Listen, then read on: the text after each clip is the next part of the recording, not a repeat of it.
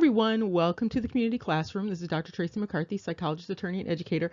America has been coined as just about everything from Rome to Babylon to Egypt to Greece, you name it. If it's a famous historical place, America has often been analogized to that place. One of the biggest is Babylon. And there are these assertions, particularly in religious or spiritual discussions and political discussions. There is a lot of discussion about America being mystery Babylon of sorts. And there's a lot riding on this particular analogy and asserting that this is the true underlying identity of America. Also, along with it also being, Rome and Egypt, it's very interesting. It's just everything all mixed together there. Now, what's really interesting is that there seems to be very little attention paid to why people are making these assertions, and people usually use what's known as Revelation 17 and 18 to make this assertion. However, if you do a close reading of Revelation 17 and 18, you would be hard pressed to get America out of that. And we're going to look at that. And it's very interesting because you have a lot of religious leaders that point in this direction. You have lots of people from all over the world pointing their finger in the direction of America, suggesting that it fits the criteria for Revelation 17 and 18. However, a close, very basic reading, basic decoding, you don't even need a lot of reading comprehension, just basic decoding of what's there, just a rudimentary reading will indicate that this does not seem to suggest the United States. Maybe it does suggest America as a whole, depending on how you're understanding the boundaries of America. However, it appears to point to some other places. And so we are looking at this dynamic of Mysterion, Babylon. Is it America or is it Afro-Asia, Europa?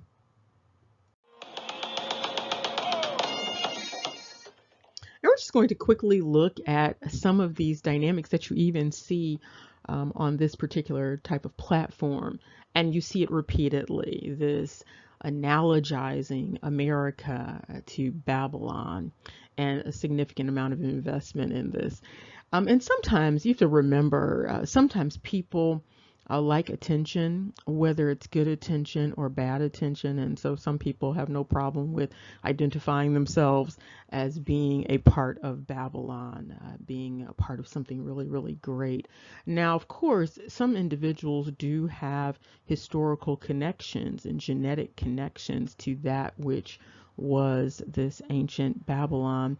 And so if they are in America, in the United States, they may see themselves as having that connection and then attributing that to the rest of America. So you can see here, there is plenty of indication of this belief, this assertion that America is this place called Babylon, the people of Babylon, when you already have people who are the ancient Babylonians, not necessarily on this land, but some are on this land, but more prevalent in some other places. And here you see more of this. Is America, the USA, the whore of Babylon? It goes on and on with these analogies. What's interesting is what is left out in these discussions about who is Babylon, particularly again, given that the ancient Babylonians actually still exist. And here are just some other examples. One thing that's important to note, particularly when you're dealing with psychopathic dynamics, because there's a lot of that going on, and when you're talking about Mysterion, Babylon, you're definitely talking about a lot of psychopathic, pathological dynamics going on with that whole thing. And one of the things that you need to be on the lookout for is someone pointing a finger in one direction to distract you so that you're looking at what you think is Mystery Babylon, when Mystery Babylon is in a particularly different direction. And here you see more examples of this. And people are very, very invested in Babylon falling. And so you hear quite a bit of this, almost an obsessive type of dynamic. Even people who would be on the ship known as Babylon, they sit around ruminating about the ship sinking. It's really odd. People wanting to be on a vessel that they also envision sinking. And sometimes there's the suggestion they believe that somehow there's going to be a lifeboat provided for them while the boat itself just sinks. So we're going to quickly look at some of the scripture that talks about Babylon and how people are coming to this conclusion that America, the United States, is Babylon. One thing that people point out is this idea of Babylon sitting on many waters, and that the kings of the earth have committed fornication with Babylon. And so many people believe that they have clear evidence that America sits on many waters. There are many places that sit on many waters, but at any rate, that America is the one that's sitting on many waters, that America is the great whore, that is subject to judgment, not including the rest of the world that might be sitting on many waters and subject to judgment, but this particular land space in particular. That's a very young land space in terms of world dynamics. And so you also have this kings of the earth have committed fornication with this mystery Babylon. So the question you have to ask yourself, if you're just looking at these types of things, is America in and of itself the only place that fits this description? Or does it even fit this description at all? This is something for you to really think about. Now, this particular section requires a lot more in-depth analysis. There's a lot of symbolism going on here. So we're going to go on to the passages that are more concrete with a little less symbolism. And here you have something more specific that is not so much symbolic. And you have this in Revelation 17:6, where this Mysterion Babylon is related to being the place of where the blood of the martyrs of Jesus would be found. And so you have to ask yourself that question.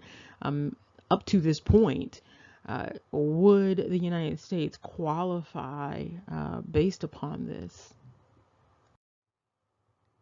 And here you have something else that's fairly concrete, referring to the 7 heads, which are 7 mountains that are referred to in Revelation 17:9. And there often calls for this using wisdom to discern something. This is pretty concrete, though, when it is indicating that we are talking about 7 mountains. Some individuals will point to places in America that have 7 mountains or 7 hills and places being built on those. You are encouraged to check out all of the different cities around the world that are purported to be founded upon these 7 hills, 7 mountains. It's very interesting. There's quite a large number. And this just gives you a couple of examples where you can see something that does not necessarily fit the United States. So you see here Brazil having the most renewable freshwater resources in terms of many waters. And then you see the 7 hills, and the 7 hills are often thought of as Rome. Now, of course, people get around this by saying that America itself is ancient Rome. So one minute it's ancient Rome, then it's ancient Babylon. And people often present archaeological evidence to support this, which is very interesting. And the only way that this would all fit together is that all of these places were actually one place at one time. So Egypt, Babylon, Rome, they were all one physical space at one time. And then you could, of course, then attribute all of that to the one place that would be the United States. But that is such a huge stretch. Not that it hasn't been tried. And this section here requires quite a bit of analysis in terms of symbolism. And we're not going to get into all of this symbolism because symbolism is open to so much interpretation, so much diversity in terms of interpretation, but we're just going to look at the concrete stuff. And here you have another example of something that is fairly concrete, indicating that this woman sitteth in a place where there are peoples and multitudes and nations and tongues. Now, some people attribute this to being that melting pot dynamic that the United States has become. However, there are some other places on the planet that are replete with actual nations in the particular space, multiple languages being spoken, multitudes of people. And there is not one city in and of itself in the United States that fits having many nations inside of it, unless you were just talking about the individual people coming from many nations, but that would fit, of course, many nations around the world. And so it's not something that, in terms of a differential diagnosis of this Mysterion Babylon, that's not something that fits the United States just by itself. There are many other places that fit this much more clearly, much more concretely, where you can see actual nations and nation states based upon different ethnic groups of people, and those different ethnic groups of people speaking a variety of languages based upon those ethnicities. You don't really see that as much in the United States as you see that in some other places. And if you give that some thought, it'll come to you in terms of some examples. And we're going to skip over this also because, again, this is quite a bit of symbolism, and it's going to take a lot of extrapolation, particularly when you start talking about kingdoms and kings. Some people will extrapolate and say that it means head of state. And it could be, however, you do have kingdoms and you do have kings. And so it might be best to start off, if you're going to just do a close reading of this basic reading, to start off with places that actually have kings and kingdoms. Moving right along, we're into Revelation 18 now. We see more symbolism going on here. And again, we're not going to address the symbolism. Here you see additional concrete information, and this is related to this idea of fornication and the kings of the earth, whoever they are identified as, committing fornication with Babylon. So whatever Babylon is, these kings of the earth committed fornication with her, and the merchants of the earth became rich through the abundance of the delicacies that were Babylon. So you have to ask yourself, is that the case? Did the merchants of the earth become rich through the abundance of the delicacies of the United States? Now, some people will argue that that is the case. They may point to cotton. They may point to all sorts of exports coming out of America.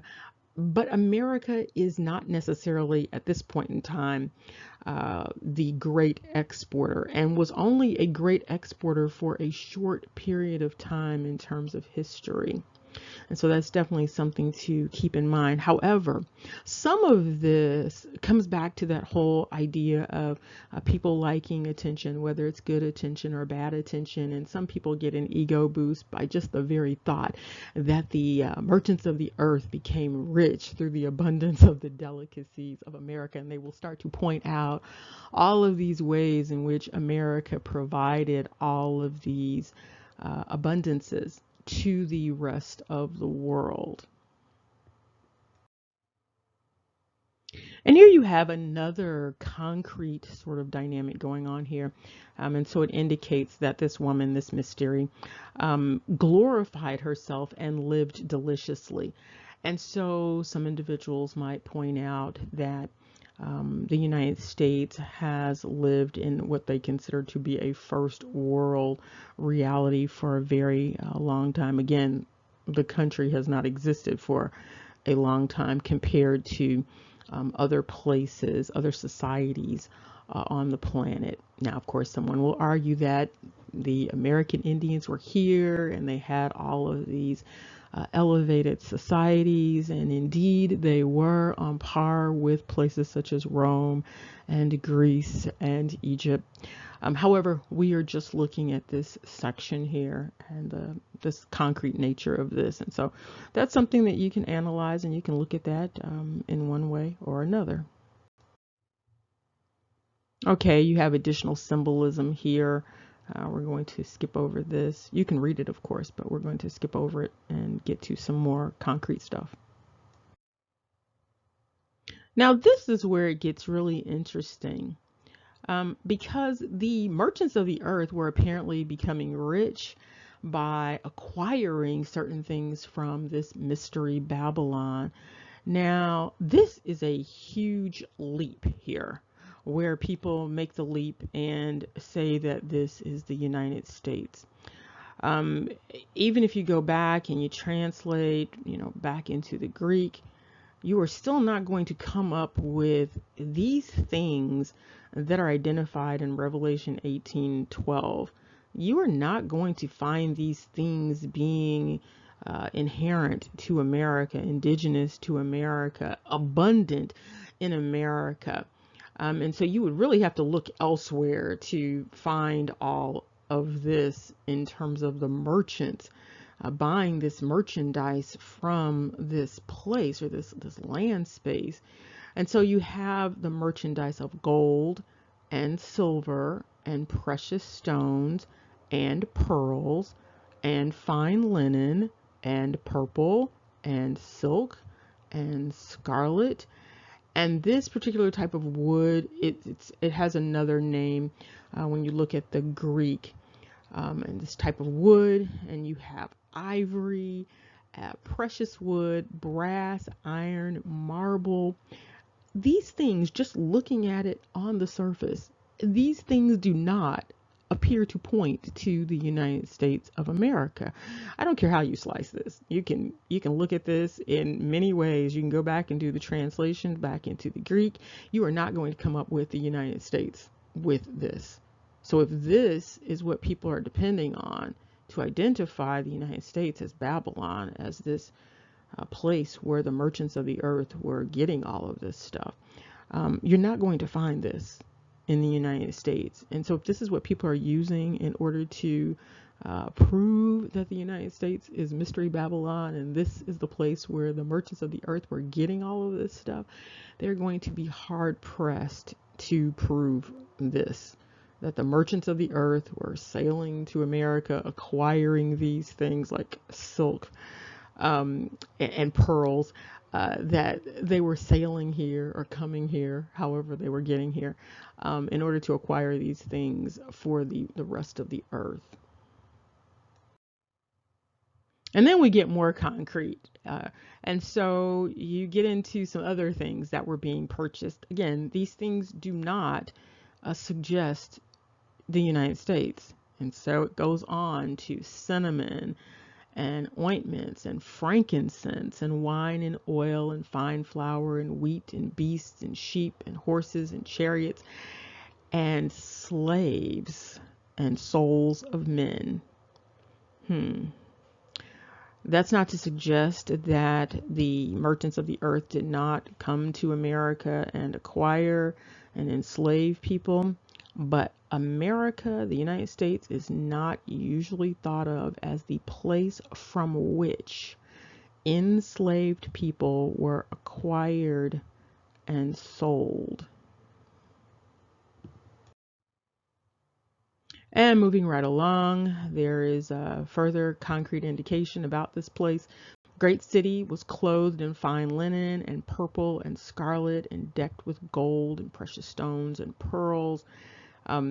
Those colors, purple and scarlet and the gold, precious stones and pearls, definitely indicate some place that might be a space other than a city that is in the United States, or the United States as a whole, because that's what people usually do, is they take this city concept and then apply it to the entire nation, which is a conglomerate of nation states, and then say that it is Babylon. But again, here you have another concrete indication that brings that into question. And these are things that people should be doing when they are doing a close reading, whether you are a pastor, whether you are someone who is giving a political slant to this. These are things that you should be considering because it should fit the diagnosis. So if you're going to diagnose the United States as this entity, then you should be able to fit it in here in this dynamic pretty clearly.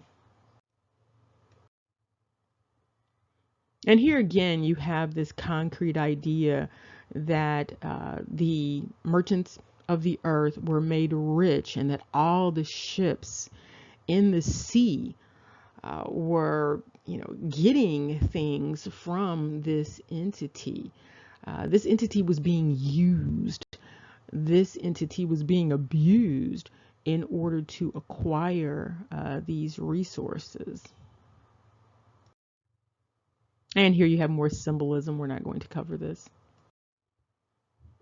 Now, here you do see that there is a suggestion that this mystery Babylon was replete with harpers, singers, musicians, those who made things.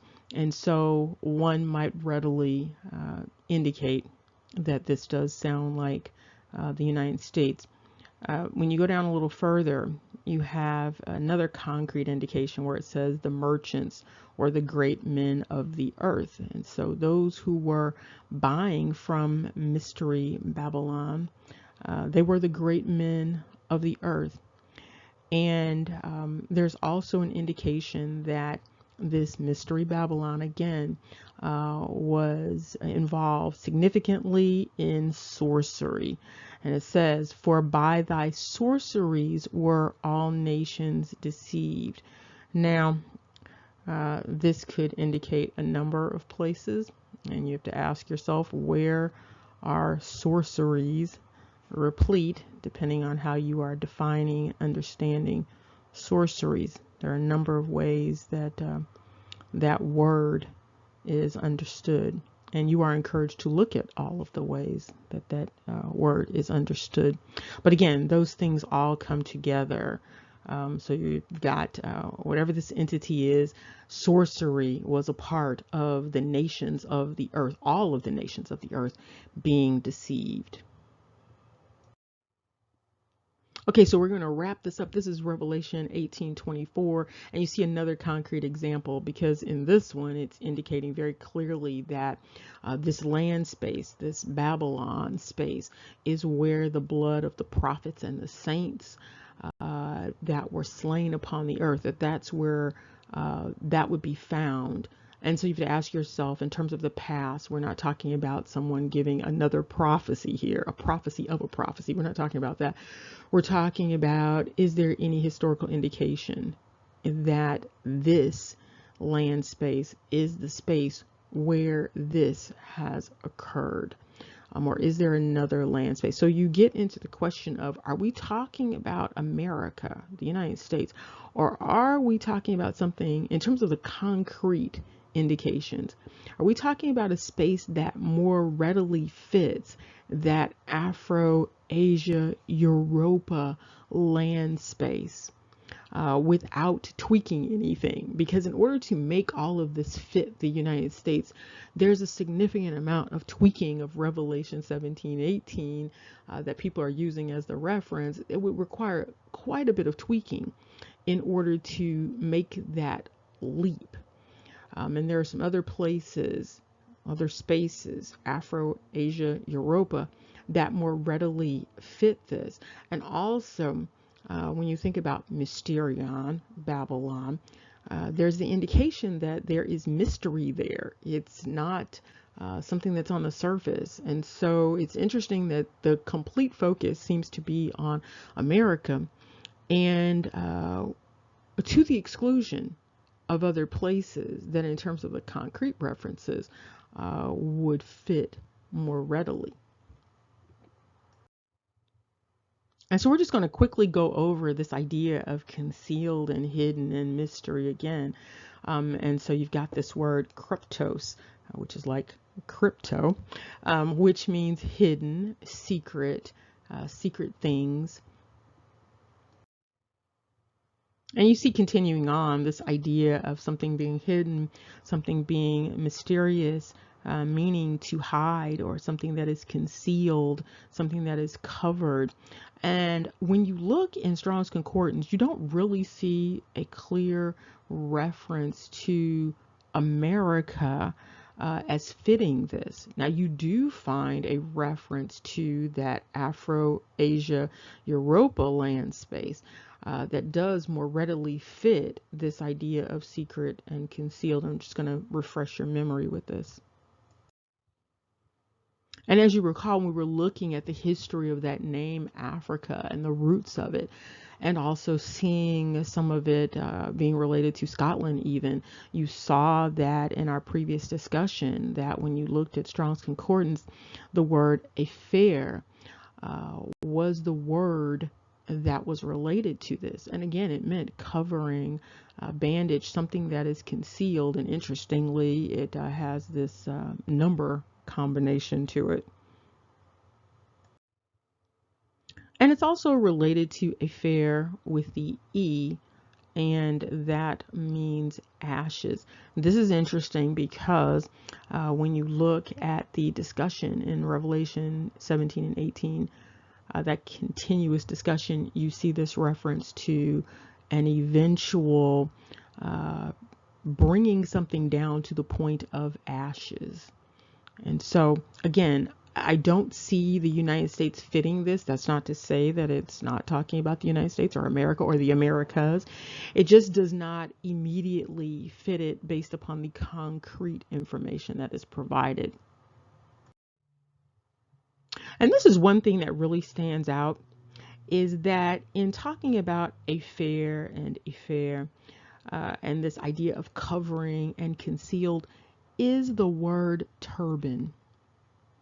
And so that's very interesting that there is this relationship to something that is being covered like a turban or as a turban. And that the head wrap would be suggestive of certain spaces, certain land spaces. Now, historically, you did have individuals in terms of some of the earlier people in the Americas also wearing turbans. But what that really looks like is that you had a dynamic of colonizers coming over and bringing their culture. We don't know what happened to the original people in the Americas. But you do see some of this culture being brought over and then applying it to the people, or taking the place of the people. And so that might be a part of why you had the turban dynamic going on. It might not have been something that was indigenous to the Americas. This might have been something that was definitely brought over. And so as we are wrapping this up, we have addressed this question about Mysterion, Babylon, and is this America, or are we talking about some place? If you're talking about a concrete place, are we talking about some place that more readily fits an Afro-Asia, Europa land space, which is the natural land space for Babylon? And so is that what we are talking about, or are we talking about something else? There seems to be a lot of talk symbolically about America being Mystery Babylon. However, you have a group of people who identify themselves as the ancient Babylonians. They identify themselves as the descendants of Nimrod. Now, some of those entities are in the Americas and definitely have colonized the Americas. Brazil is one big example, in addition to the United States. So you do have some of that colonizing going on. However, you also have those individuals in other land spaces that perhaps more readily fit this description, particularly if you're looking at Revelation 17 and 18 and you're looking at what Babylon has been offering to the earth, or what the earth has been taking from Babylon. You can see that it does not as readily fit the United States. United States is not the place where people are getting all of this merchandise in abundance. There are lots of other places where merchandise that is listed is coming in abundance from, and it does not seem to fit the United States. However, if people are looking at things symbolically, there are all sorts of ways that people might interpret things.